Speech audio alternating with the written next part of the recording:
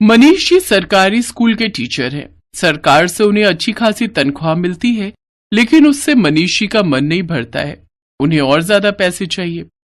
अब से मैं ट्यूशन पढ़ाऊंगा और उसके बदले हर स्टूडेंट से 1,000 रुपए फीस लूंगा। पैसा ही पैसा होगा। उन्होंने स्कूल जाकर ये बात सभी स्टूडेंट से कह दी। सुनो सब लोग, तुम लोगों को तो पता ही है कि स्कूल में अच्छे से पढ़ाई लिखाई नहीं होती है। ऐसा है कि तुम लोग मेरे पास ट्यूशन पढ़ने आ जाया करो, ठीक है? लेकिन सर, हम तो मनोज सर की क्लास में जाते हैं। मनोज सर? ये मनोज सर कौन है? मनोज सर भगवान है सर। वो हमारे जैसे गरीब बच्चों को मुफ्त में पढ़ाते हैं। हर रोज स्कूल के बाद हम मनोज सर के पास पढ़ने जाते हैं। अच्छा, ऐसा क्या है? ठीक है, मैं भी देखता हूँ कि मनोज सर कितनी बड़ी हस्ती हैं। मनीष सर को ये बात अच्छी नहीं लगी, लेकिन उन्होंने उस वक्त कुछ भी नहीं कहा। स्कूल के बाद उन्होंने बच्चों को फॉलो किया और देखा कि उनकी ही उम्र का एक आदमी पेड़ के नीचे त्रिपाल लगाकर बच्चों को पढ़ा रहे हैं। तो बच्चों, आज हम सीखेंगे कि हमारी पृथ्वी आकाश गंगा के अंदर है और हम सूरज के इर्द गिर्द घूमते हैं। ये सब खाते में लिख लो। मनीष दूर से ये सब देखता रहा। इस मनोज ने तो मेरे बिजनेस प्लान का सत्यानाश कर दिया। इसका कुछ करना पड़ेगा। मनोज सर खुद बहुत गरीब थे। उनके पास खाने तक के पैसे नहीं थे, लेकिन उनके दिल में पढ़ाने का एक जज्बा था। मनोज सर, आप बेस्ट हो। आपका तो कोई जवाब ही नहीं है। हाँ सर, आपने हमें मुफ्त में पढ़ाया, वरना स्कूल में तो कुछ सीखने को मिलता ही नहीं है। क्यों? स्कूल में सर क्या सिखाते हैं? कुछ भी नहीं। मनीष सर तो बस क्लास में घुसते हैं और अपना मोबाइल चलाते हैं और कभी कभी सो भी जाते हैं। हाँ। ये हंसने की बात नहीं है बिट्टू, ये गंभीर विषय है। खैर, मैं तुम लोगों को पढ़ाऊंगा। तुम लोग मेरे पास रोज आ जाया करना।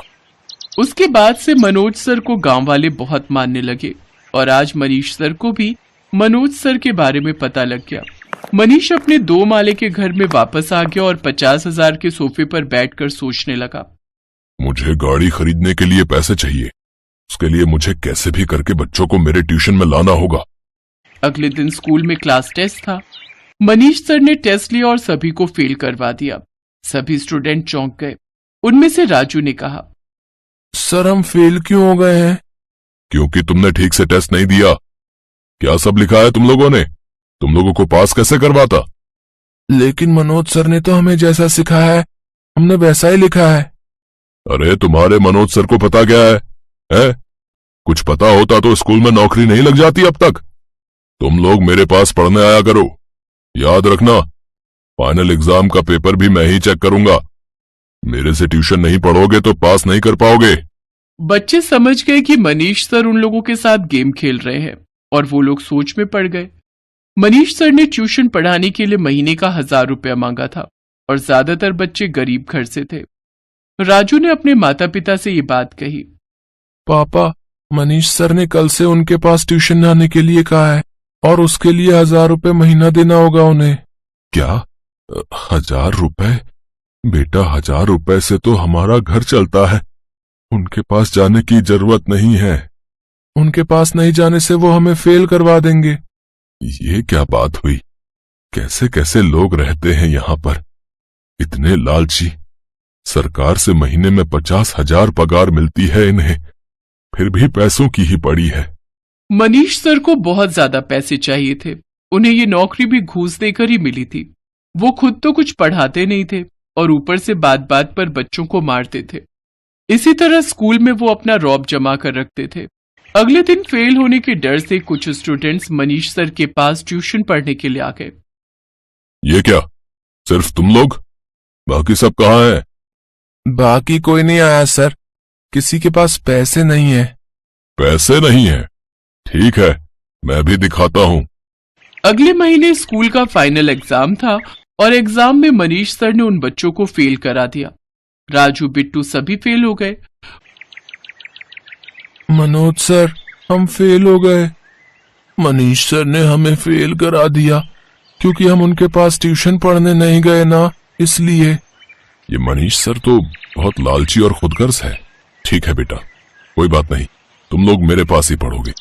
अब से सुबह से लेकर शाम तक मेरा स्कूल चलेगा।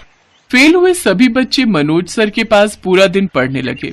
मनोज का पढ़ाने का अंदाज ही अलग था, इसीलिए बच्चों को पढ़ने में बहुत मजा आता था। इसी तरह से दिन बीतने लगा। मनीष सर ने कुछ ही दिनों के अंदर नई गाड़ी भी खरीद ली और उन्होंने स्कूल के बच्चों को मनोज सर के पास जाने से मना कर दिया। लेकिन वो कहते हैं ना, पाप किसी को नहीं छोड़ता है। मनीष के साथ भी ऐसा ही हुआ। इलेक्शन का वक्त आ गया और शिक्षा मंत्री स्कूलों के दौरे पर आ गए। शिक्षा मंत्री जब स्कूल के अंदर आए तब मनीष टेबल पर पैर रखकर सो रहा था। ये क्या, तुम टेबल पर पैर रख के सो रहे हो? मंत्री जी, आप? हाँ, मैं। तुम अपने स्टूडेंट्स को ऐसे पढ़ाते हो? नहीं सर, वो बस ऐसे ही। वो छी, शर्म आ रही है मुझे तुम पर मनीष।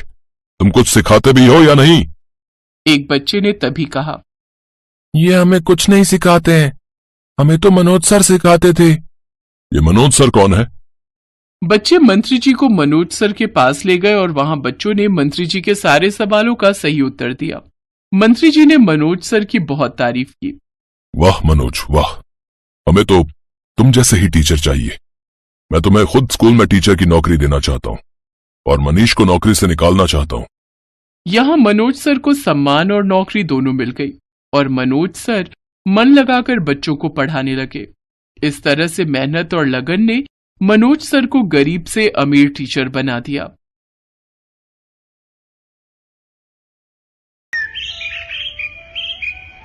वंश 9वीं कक्षा में था।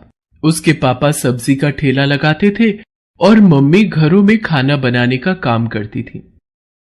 वंश के मम्मी पापा चाहते थे कि वो पढ़ लिख जाए तो बड़ा होकर अच्छी नौकरी पर लग जाएगा, इसलिए वो वंश को बड़े स्कूल में पढ़ा रहे थे। वंश को टेक्निकल काम में बहुत रुचि थी, इसलिए वो अपना दिमाग लगाकर खराब हुए मोबाइल फोन और लैपटॉप ठीक कर लेता था। एक दिन, पता नहीं ये लैपटॉप को क्या हो गया, क्लास का टाइम हो रहा है। क्या हुआ सर, आप कुछ परेशान दिखाई दे रहे हैं? पता नहीं राहुल बेटा, मेरा लैपटॉप ऑन नहीं हो रहा। लाइए सर, मैं ऑन कर देता हूँ। अच्छा, तुम कर लोगे तो कर दो, मेरी बड़ी हेल्प हो जाएगी। सर, आपको प्रिंसिपल मैम ने बुलाया है। राहुल बेटा, मैं प्रिंसिपल मैम के पास होकर आता हूँ, तब तक तुम ये ऑन कर दो। Okay sir. राहुल काफी कोशिश करता है पर उससे लैपटॉप ऑन नहीं होता। तभी वंश वहां से जा रहा था। उसने राहुल से कहा, लाओ इधर दो, ये ऐसे ऑन नहीं होगा, मैं ऑन कर देता हूँ। वंश लैपटॉप ऑन कर देता है। तभी टीचर के आते ही राहुल पलट जाता है और वंश के हाथ से लैपटॉप छीन लेता है।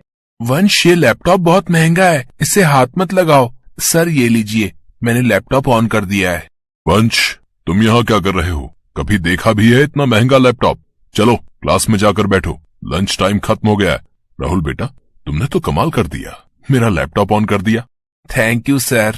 राहुल साफ साफ झूठ बोल देता है और वंश बेचारा एक गरीब होने के कारण कुछ नहीं बोल पाता। अगले दिन स्कूल में कंप्यूटर की क्लास थी। टीचर ने सभी बच्चों से लैपटॉप लाने के लिए कहा। कल सभी बच्चे अपना अपना लैपटॉप लेकर आएंगे, मुझे एक प्रोजेक्ट करवाना है। मेरा लैपटॉप बड़ी मुश्किल से राहुल ने ठीक किया है, मैं नहीं चाहता कि ये दोबारा खराब हो, इसलिए सभी बच्चे अपने अपने लैपटॉप पर काम करेंगे। सर, मेरे पास लैपटॉप नहीं है। मुझे कुछ नहीं पता, कहीं से भी लाओ। कल तक मुझे हर बच्चे के पास लैपटॉप दिखना चाहिए। तुम्हें पता है, मेरे पास 1 लाख रुपए का लैपटॉप है। मेरे पापा ने मेरे जन्मदिन पर उपहार में दिया था। मैं उस पर बहुत अच्छी अच्छी मूवी देखता हूँ और गेम खेलता हूँ। राहुल बच्चों से बातें कर रहा था और वंश अंदर ही अंदर परेशान हो रहा था कि वो घर जाकर अपने मम्मी पापा को क्या बोलेगा। वंश घर पहुंचता है और अपने पापा से इस बारे में बात करना चाहता था, पर उसने सुना उसके पापा पहले से ही परेशान हैं। जानकी घर का किराया, बिजली पानी का बिल और ये राशन के, ये वंश की स्कूल फीस, बाकी ये 2000 रुपए बचे हैं, वक्त जरूरत के लिए अलग रख देना। पापा के पास तो सिर्फ 2000 रुपए ही बचे हैं। मैं उनसे नए लैपटॉप के बारे में बात करूंगा तो वो परेशान हो जाएंगे। नहीं, मैं अभी बात नहीं कर सकता। अगले दिन वंश जब अपनी क्लास में पहुंचा तो सब बच्चे अपना लैपटॉप सामने रखकर बैठे थे। अरे वंश, तुम्हारा लैपटॉप कहाँ है? सर, वंश लैपटॉप नहीं लाया। मैंने तुम्हें बोला था ना कि सब बच्चों को लैपटॉप लेकर आना है, तो तुम आज क्यों नहीं लाए? चलो बेंच पर हाथ ऊपर करके खड़े हो जाओ। मिस्टर मेहता, प्रिंसिपल मैम ने आपको और मुझे केबिन में बुलाया है। ठीक है मिस शीतल, मैं आता हूँ। दोनों टीचर प्रिंसिपल के ऑफिस में जाते हैं। मिस्टर मेहता, मिस शीतल, आप हमारे कंप्यूटर टीचर हैं। आप तो जानते ही हैं हमारा हॉल का प्रोजेक्टर नहीं चल रहा है और थोड़ी देर में बोर्ड मीटिंग शुरू होने वाली है। सब लोग आते ही होंगे। अंकुर ही प्रोजेक्टर चेक करता है, पर उसने आज छुट्टी ले ली है। उसकी तबीयत बहुत खराब है, तो मैं चाहती हूँ कि अब इस प्रोजेक्ट को संभालने की जिम्मेदारी आप दोनों ले लो और एक बार प्रोजेक्टर में जो भी प्रॉब्लम आ रही है उसे ठीक करो। ये तो बहुत मुश्किल है, मुझे बिल्कुल भी समझ में नहीं आ रहा है। मिस्टर मेहता, कुछ तो करना ही होगा। थोड़ी देर में मीटिंग शुरू होने वाली है। प्रिंसिपल मैम नहीं तो बहुत गुस्सा करेंगी। हमारा एक स्टूडेंट है राहुल, बहुत इंटेलिजेंट है। उस दिन मेरा लैपटॉप नहीं चल रहा था, उसने कोशिश करके कुछ ही देर में मेरा लैपटॉप ठीक कर दिया था। मैं उससे बुलाता हूँ, वो ये काम जरूर कर लेगा। सर, आपने मुझे बुलाया? राहुल, तुमने उस दिन मेरा लैपटॉप ठीक किया था, एक बार जरा ये चेक करो, ये शायद तुम चला पाओ, इसमें प्रॉब्लम आ रही है। सर, वो सर, मैंने आपसे झूठ बोला था। उस दिन आपका लैपटॉप मैंने नहीं बल्कि वंश ने ठीक किया था। सर, मुझे माफ कर दीजिए। I am sorry sir. तुमने मेरे से इतना बड़ा झूठ बोला, तुम्हें तो मैं बाद में देख लूंगा। पहले जाकर वंश को बुला कर लाओ। राहुल वंश को लेकर आता है। इतनी देर में प्रिंसिपल मैम भी वहां आ जाते हैं। वंश प्रोजेक्टर ठीक कर देता है और मीटिंग शुरू होने तक वहीं रहता है। उस बीच कोई भी परेशानी नहीं होती। इस बात से प्रिंसिपल मैम और टीचर बहुत खुश होते हैं। मैम, वंश बहुत ही इंटेलिजेंट बच्चा है। ये कंप्यूटर विषय में बहुत अच्छा है, पर इस बच्चे के पास अपना खुद का लैपटॉप नहीं है। अगर इसके पास अपना खुद का लैपटॉप होगा तो ये भविष्य में बहुत कुछ कर सकता है। आप ठीक कह रहे हैं मिस्टर मेहता। हमारे स्कूल में ऐसे होनहार बच्चे होना हमारे स्कूल के लिए गर्व की बात है। अगले दिन स्कूल के हॉल में जब सब बच्चे इकट्ठे हुए थे, प्रिंसिपल मैम वंश को स्टेज पर बुलाती हैं और उसे एक लैपटॉप उपहार में देती हैं। वंश बेटा, ये तुम्हारा पुरस्कार भी है और स्कूल की तरफ से उपहार भी है, तुम्हारा अपना लैपटॉप। मैं चाहती हूँ हमारे स्कूल का हर बच्चा वंश की तरह होनहार बने। Thank you ma'am, thank you so much. Hall में खड़े सब बच्चे तालियां बजाते हैं। राहुल को भी अपनी गलती का एहसास हो जाता है। वंश अपना पुरस्कार लेकर घर जाता है, जिसे देखकर उसके मम्मी पापा बहुत खुश होते हैं और वंश को गले